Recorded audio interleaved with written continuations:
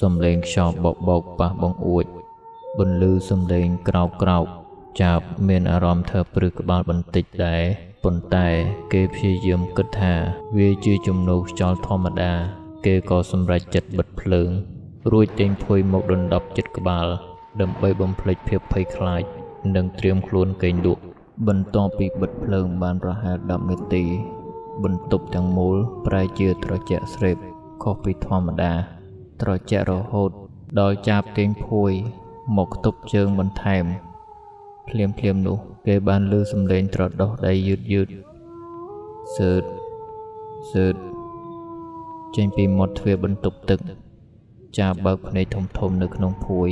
ស្ដាប់ទាំងបេះដូងលោតញាប់ញ័រតើជាសំឡេងអ្វីកណ្ដោមែនទេគេគិតក្នុងចិត្តទាំងលួងលោមខ្លួនឯងប៉ុន្តែ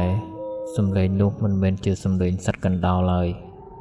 វាជាសំឡេងជំហានជើងមនុស្សដើរមកឈប់ក្បែរចុងក្រែរបស់គេចាប់ភ័យខ្លាចខ្លាំងណាស់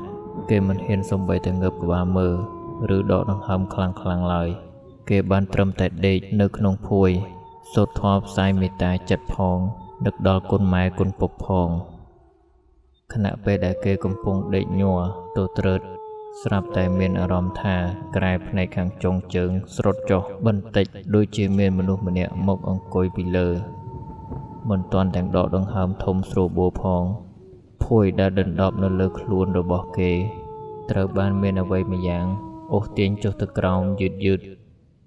ចាប់ប្រឹងទាញភួយមកវិញទាំងភ័យស្លន់ស្លោ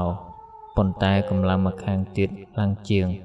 ភួយត្រូវបានទាញចេញពីមុខរបស់គេទាំងស្រុងពន្លឺខ្សោយពីទូរស័ព្ទដែលភ្លឺឡើងសារមានសារចូលបានជួយឲ្យចាប់មើលឃើញទិដ្ឋភាពនៅចុងក្រែយ៉ាងច្បាស់នៅចុងក្រែមានស្ត្រីម្នាក់អង្គុយបែរខ្នងសក់វែងអន្លាយធ្លាក់ដល់ដីព័ទ្ធជុំវិញខ្លួនក្លិនឆ្អាបស្អុយរលួយ